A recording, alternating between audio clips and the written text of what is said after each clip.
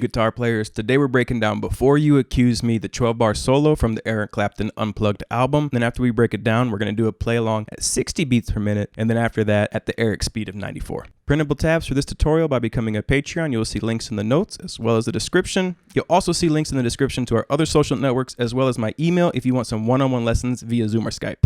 New guitar tutorials every single Monday, so if you like this kind of content, make sure you hit subscribe, ring the bell, and never miss a lesson. Go ahead and grab your guitar, brain, attention span, follow me on in, and let's break it down.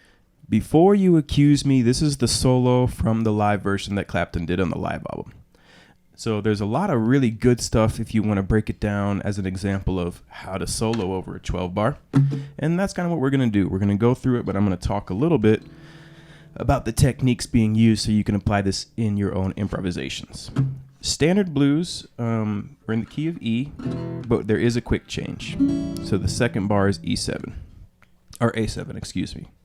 We're going to do it 3 measures at a time instead of 4. That's a little easier to see on the screen, but a little counterintuitive because usually I like to learn blues 4 measures at a time. But let's take a look at the first 3 measures. They sound like this.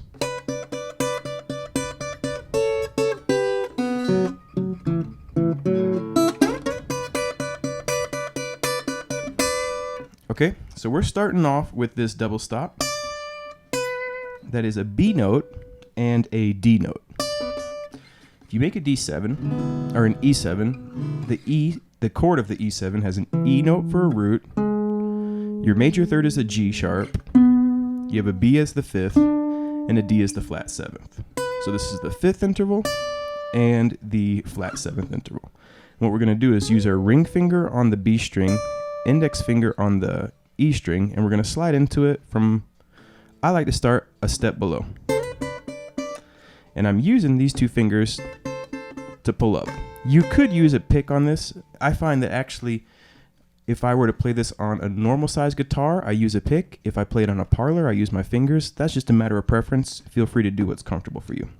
So we slide in 1, and we're sliding in on the first hit. 1 pola, and they're triplets. So we go 1 pola, 2 pola, 3 pola.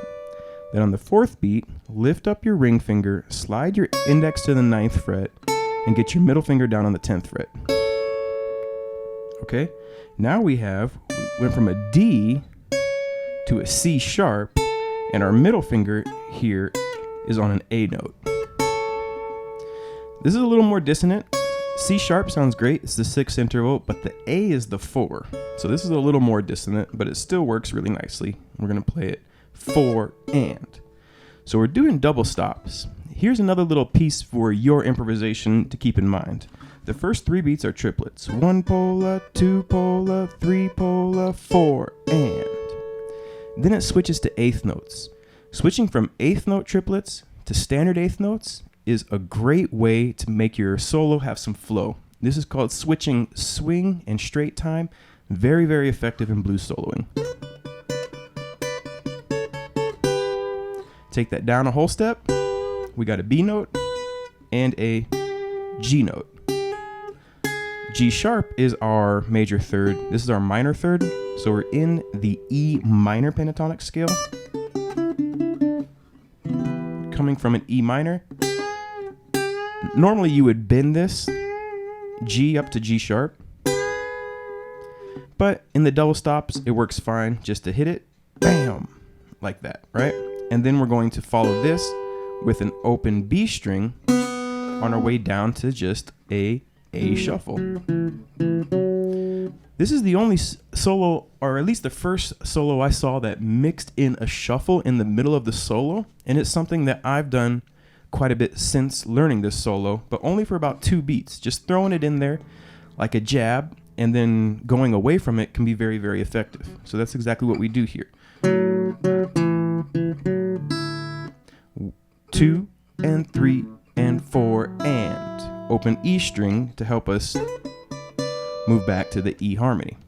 4th fret of the D string, open A, 2nd fret, 4th fret, open E. I use my middle finger, and then I'm right back into this double stop, but this time it's all 4 beats on the 1 polar, 2 polar, 3 polar, 4 polar on our triplet.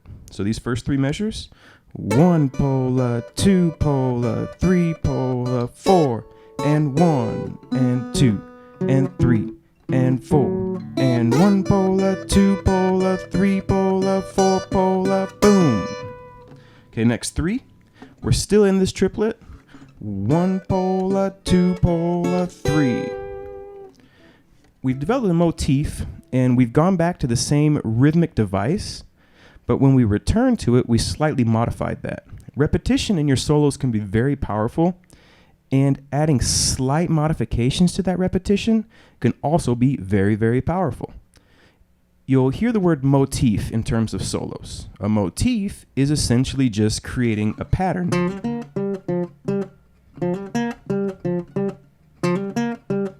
that repeats. Slightly modifying that pattern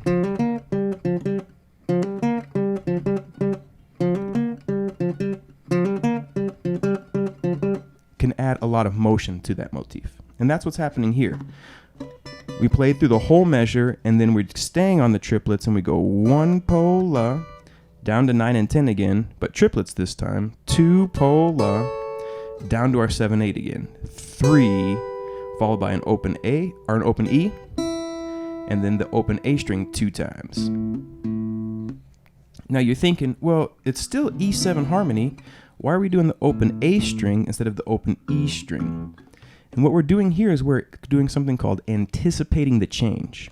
We know that the harmony is going to A7, so we play the open A string instead to build up a little tension that's instantly released when the solo goes back to the A7. All right, now we get a little crazy. 2nd fret of the G string, this is an A note, boop, sliding up to the 6th fret of the G string, okay? This is a C sharp note, major 3rd for an A7. What we're about to do now in the solo is go into the set of triplets 5, 6, 5, 7, 6, 5, 8, 5. This is 5, 6, 5, A major, or an A major arpeggio. 7, 6, 5 is again like an A9 arpeggio with a passing tone.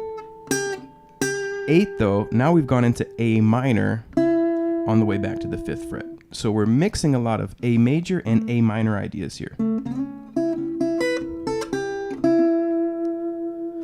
2, 6, 5th fret, 6th fret, 5th fret, just a triplet. And each of these individual triplets you should memorize and stack them and also transpose them so you have them anytime you want in any blues solo. Triplet, triplet, 8th notes, 8, 5. If you can give that 8 just a little bend, it sounds nice. Back to the 5th fret, 7, 6, 5, 8, 5, 8, 5, 6, 5, 5, open E.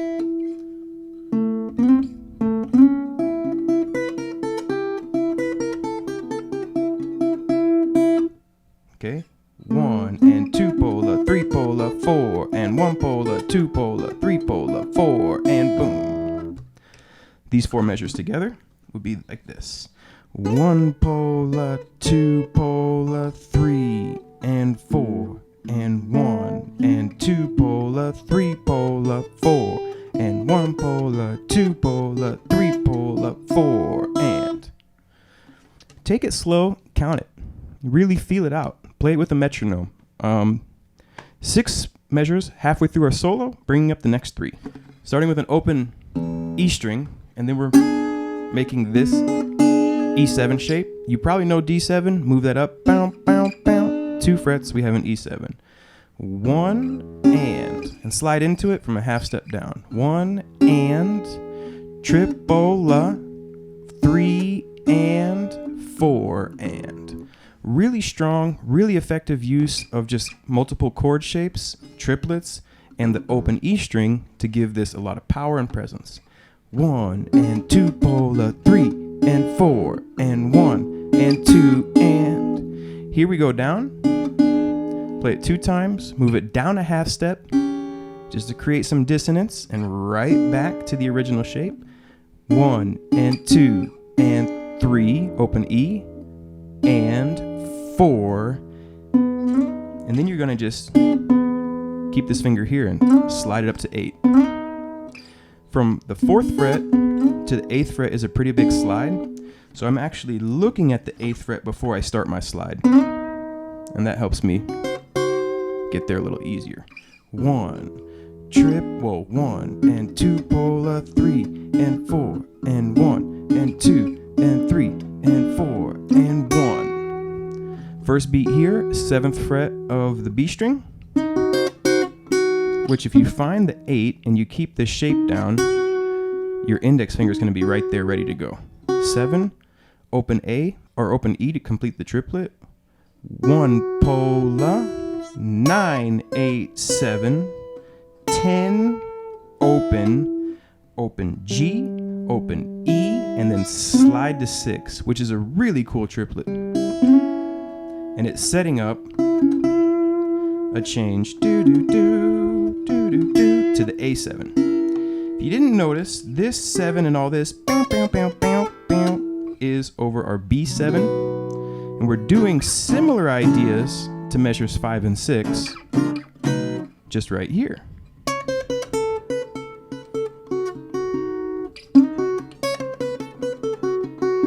In fact, those earlier measures, if you wanted to, you could take either one of them, transpose them up 2 frets, and they would also work for your own solo. So slide up, 7, open, 9, 8, 7, 10, open E, open, 6, tripola, boom. And you're gonna land on the 5th fret of the B string coming up. So when you play that 6th fret, you use your middle finger. Okay, so these 3 measures would be 1 and 2 pola, 3 and 4 and 1 and 2 and 3 and 4 and 1 pola, 2 pola, 3 and 4 pola, 1. Last 3 measures. This would look pretty familiar. All triplets, 5, 6, 5, 7, 6, 5, 8, 5, 8, 5, 6, 5. So we've done each of those individual triplets already in this lesson. That's why I said memorize them individually. Because in your own soloing,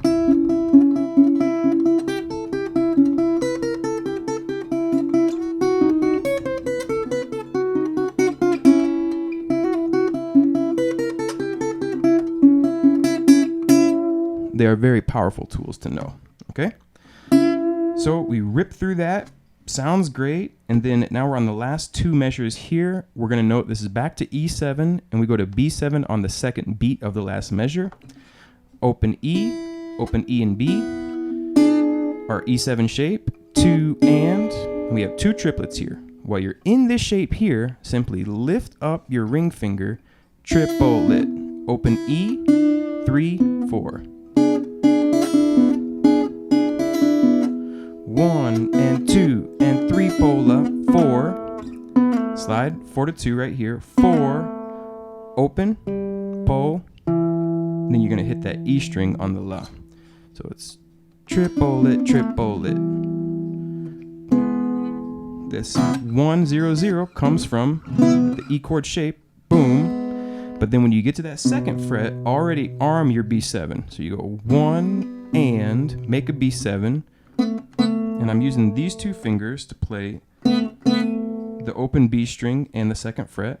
You could even lift your pinky up because we're not going to be using it and just go 2, 1, 2.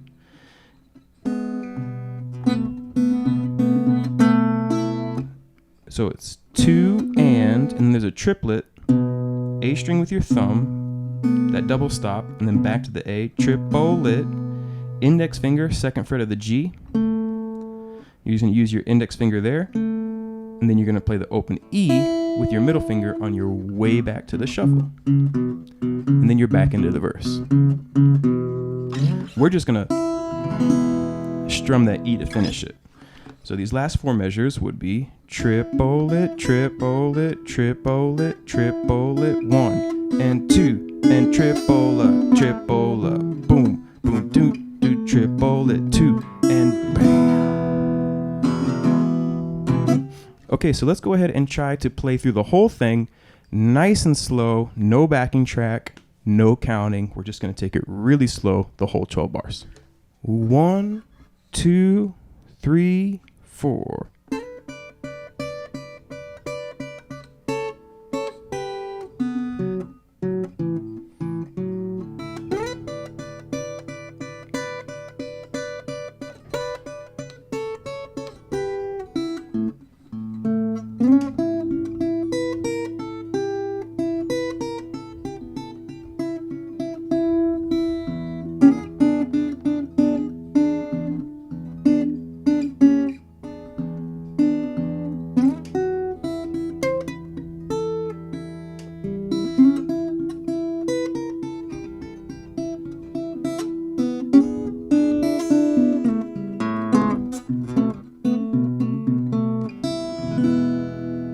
Little rough because I couldn't see my notes, but that's what it is. And you play that over and over again until you can really, really feel it, and then you put it to a backing track, all right? Okay, so the first time through, we're gonna do this at 60 beats per minute. So this is significantly slower. The actual beat of the song, BPM for the song is 94, I believe, off the top of my head. Might be 96, I think it's 94. But we're gonna play through at 60 just to get the feel for it. Also, it sounds really cool at 60, but in general, I think that you should slow it down a little bit, get it under your fingers before you try to speed it up. So here we go. 1, 2, 3, 4.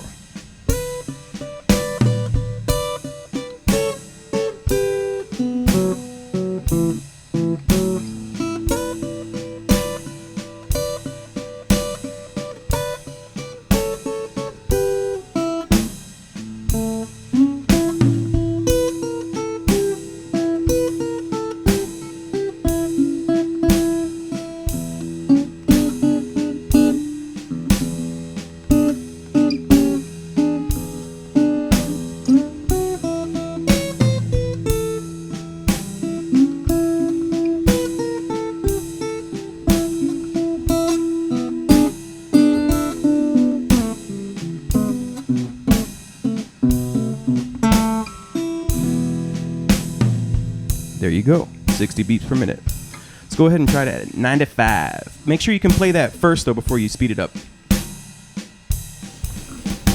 1, 2, 3, 4. 1, 2, 3, 4.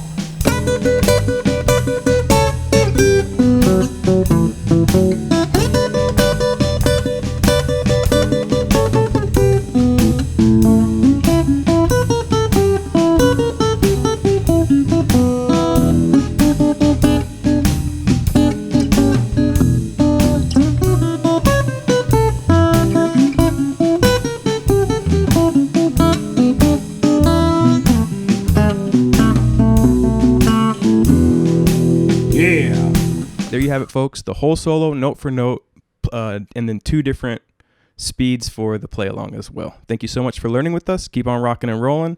Happy to teach you this kind of stuff. Eric Clapton, this album had a huge impact on my playing, and breaking down the solo for you was a lot of fun. I hope you dig it. If you like the theory behind the solo, let me know. If you just want to play them, let me know. All right, until next time, rock and roll. Life is good.